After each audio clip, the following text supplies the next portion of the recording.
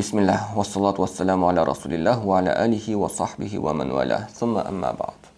Бүгін имам Науави рахимахулланың 40 хадис жинағының 3-ші хадисіне тоқталатын боламыз. Бұл хадисті әйгілі сахаба Абу Абдуррахман Абдуллах ибн Омар радиаллаху анхума жеткізген. Бұл кісіге кеңірек тоқталатын болсақ, ол кісі Хазіреті Омар радиаллаху анхудың ұлы, шешесінің аты Зайнаб бинт Мазғун. Пайғамбарымыз саллаллаху алейхи уассаламға пайғамбарлық келгеннен кейін 3 жыл өткеннен соң әкесімен бірге келіп исламды қабылдайды. Кейінірек өзге мұсылмандармен бірге хижрет жасайды. Ол кісі жас болғаны үшін Бәдір, Ухуд сынды шайқастарға пайғамбарымыз саллаллаху алейхи уассалам қатыстырмаған. Алайда Хандақ шайқасында пайғамбарымыз саллаллаху алейхи уассалам оған шайқасқа қатысуға рұқсат берген. Осыдан кейін ешбір шайқастан ол сахаба жырақ қалмаған, яғни барлық шайқастарға қатысқан. Ол кісінің кісілік келбетіне тоқтайтын болсақ, ол жас сахабалардың қатарынан және де пайғамбарымыз саллаллаху алейхи уассаламның қасынан үнемі табылуға тырысқан, ғылымға деген ерекше қызығушылығы болған. Әрбір ісінде пайғамбарымыз саллаллаху алейхи уассаламның істерін, сөздерін ескеретін болған. Сүннетке деген ерекше махаббатыменен білінген. Өмірі бойынша Абдулла радиаллаху анху 60 рет қажылық жасаған.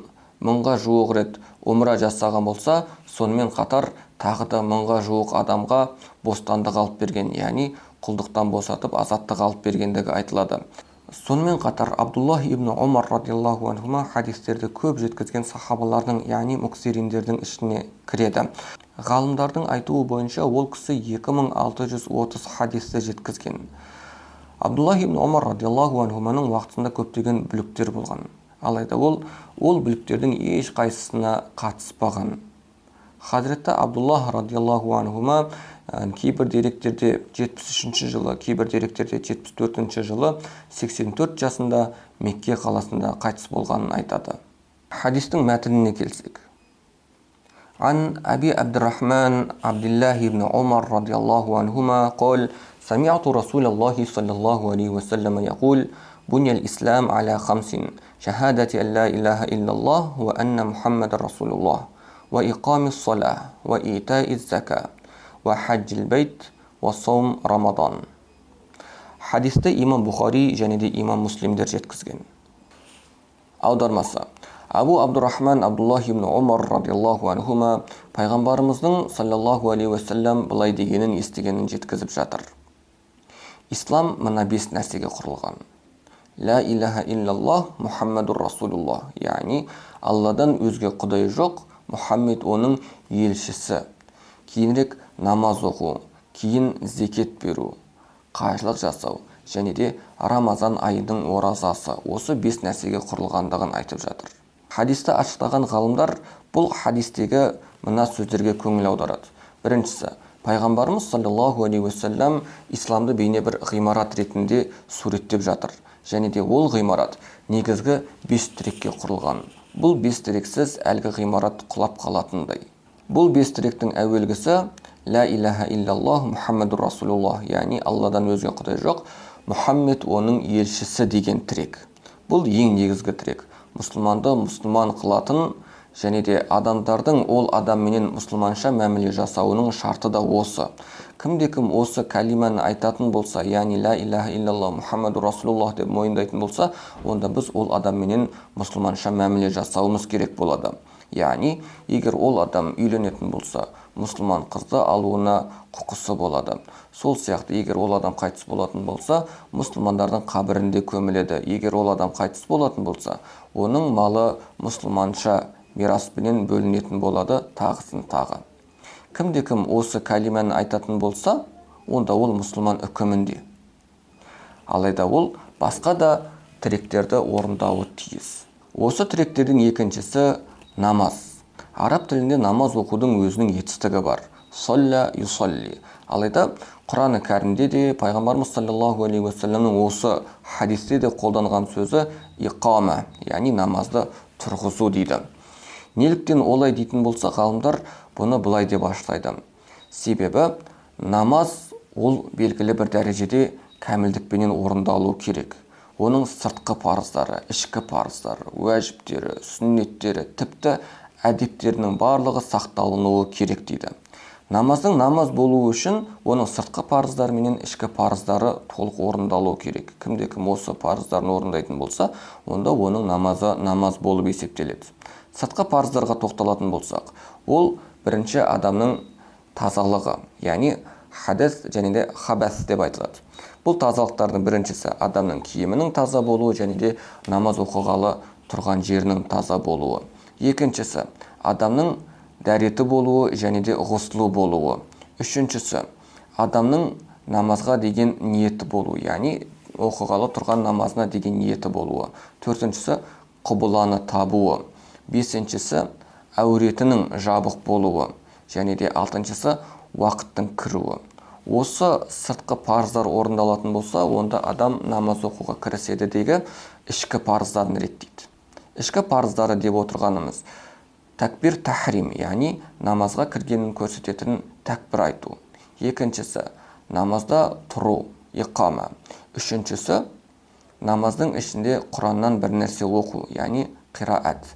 Төртіншісі руку, намаздың ішіндегі еңкею. Бесіншісі сәждеге бару, яғни адамның шекесінің жерге тиюі. Соңғы ішкі парыз ол соңғы отырыс, яғни намаздың соңындағы отырып сәлем беруі. Сәлем беруі өз алдына уәжіп болып табылғанменен, осыған дейінгі әрекет соңғы отырыс болып табылады. Мінекей, осы шарттарды орындаса, адамның оқыған намазы намаз ретінде қабылданады, иншалла. Үшінші тірек бұл зекет. Ғалымдардың анықтамасында зекет деген белгілі бір топ адамдардың белгілі бір топ адамға белгілі бір уақытта белгілі бір малдан берілетін напақасының түрі дейді. Бұл деген біздің білетініміз адам өзінің байлығының 40-тан бірін жылына бір рет нысап көлеміне толған болса беретін малы. Бұл парыздың түрі адамдардың өзге адамдарменен, адамменен қоғамның арасын жарыстыратын ғибадаттың түрі екенін айтқан болатынбыз. Төртінші тірек қажылық жасау. Әрбір мұсылман адам өмірінде шамасы жетсе бір рет қажылық жасау керек. Өткен хадисте Омар радиаллаху анху бұл туралы «Мән истата'a илейхи сабиля» деген қосымша қосқан болатын, яғни кімнің шамасы жетсе. Яғни қажылық ғибадаты ол сондай ғибадат, бірінші ол адамға өмірінде бір рет қана парыз етіледі, және де сонымен қатар ол адамның денсаулығының жетуін, сонымен қатар финанстық тұрғыда оған шамасының келуін қажет етеді. Егер осы шарттар толық болатын болса, онда адам өмірінде бір рет қажылық жасауы парыз болады. Бесінші тірек ораза. Яғни әрбір мұсылман адам жылына бір рет Рамазан айының кірісіменен бір ай бойы ораза ұстайды. Яғни шынайы таңның кіруіменен күннің батқанына дейінгі аралықта тамақ ішуден, су ішуден және де жыныстық қатынасқа кіруден адам тыйылады. Осылайша бір ай бойы адам өзінің бойындағы кейбір амалдардан алыстай отырып Аллаху Тағалаға жақындайды. Мінекей осы 5 амал ислам дінінің негізгі тіректері болып табылады. Хадистің соңында бұл хадистен нендей пайдалар алуға болатынына тоқталсақ.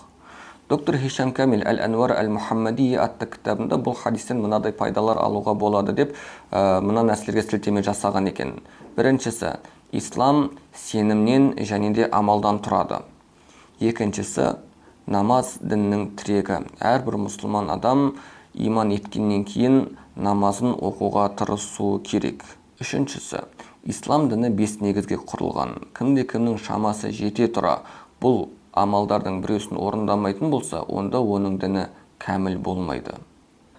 Төртіншісі, куәлік, немесе куәліктегі реттілік. Кімде-кім исламды жаңадан қабылдап жатқан болса, онда ол «Ла илаха иллаллах, Мухаммаду Расулуллах» деп исламды қабылдайды. Немесе «Әшхаду ан ла илаха иллаллах ва әшхаду анна Мухаммаду Расулуллах» деген калима шахаданы айтуы керек болады. Сонымен қатар, мына нәрсені айта кетуіміз керек. Ислам дінінде бұл 5 негізден басқа да амалдар бар. Ол амалдар бәлкім сүннеттер, бәлкім мустахабтар, бәлкім мубах, бәлкім басқа да әдеп амалдар болуы мүмкін. Ислам діні 5 әлгі негізге құрылып болғаннан кейін арғартай өзінің көркемдігін осындай амалдарменен толықтыра береді. Дегенмен, қосымша амалдар адамның бойынан табылмайтын болса, онда оның исламына ешқандай нұқсан келмейді. Бірақ толықтауыштар толықтанған сайын адамның діні де кеңмелдене береді. Ва ахиру дауана анил хамдулиллахи роббил аламин. والعاقبة للمتقين والصلاة والسلام على سيدنا محمد وعلى آله وأصحابه أجمعين.